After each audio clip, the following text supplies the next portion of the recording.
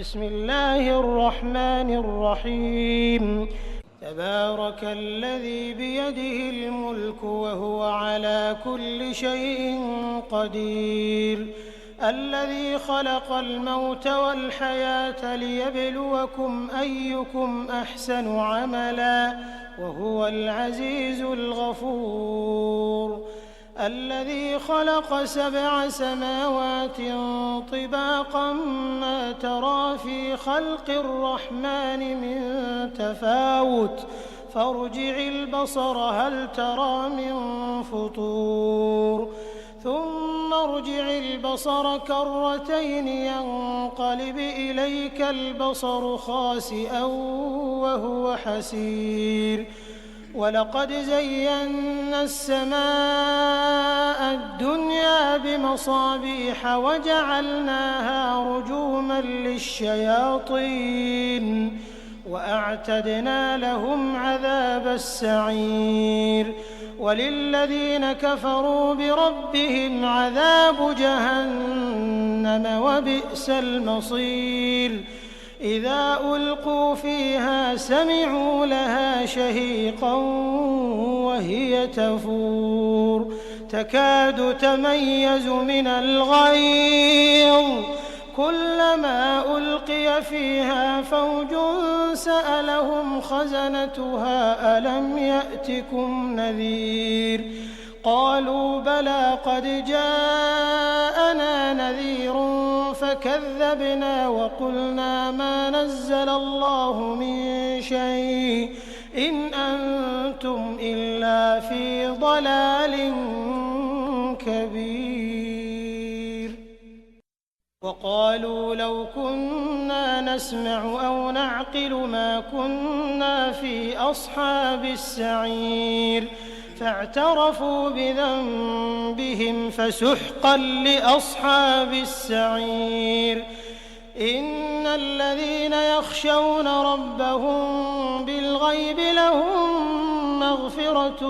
وأجر كبير، وأسروا قولكم أو اجهروا به إنه عليم بذات الصدور، ألا يعلم من خلق وهو اللطيف الخبير، هو الذي جعل لكم الأرض ذلولا فامشوا في مناكبها وكلوا من رزقه وإليه النشور، أأمنتم من في السماء أن يخسف بكم الأرض فإذا هي تمور، أم أمنتم من في السماء أن يرسل عليكم حاصبا فستعلمون كيف نذير، ولقد كذب الذين من قبلهم فكيف كان نكير، أولم يروا إلى الطير فوقهم صافات ويقبضن ما يمسكهن إلا الرحمن إنه بكل شيء بصير، أمن هذا الذي هو جند لكم ينصركم من دون الرحمن إن الكافرون إلا في غرور، أمن هذا الذي يرزقكم إن أمسك رزقه بل لجوا في عتو ونفور، أفمن يمشي مكبا على وجهه أهدى أمن يمشي سويا على صراط مستقيم، قل هو الذي أنشأكم وجعل لكم السمع والأبصار والأفئدة قليلا ما تشكرون، قل هو الذي ذرأكم في الأرض وإليه تحشرون،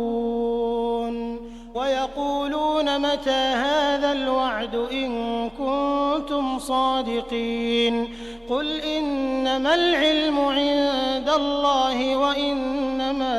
أنا نذير مبين،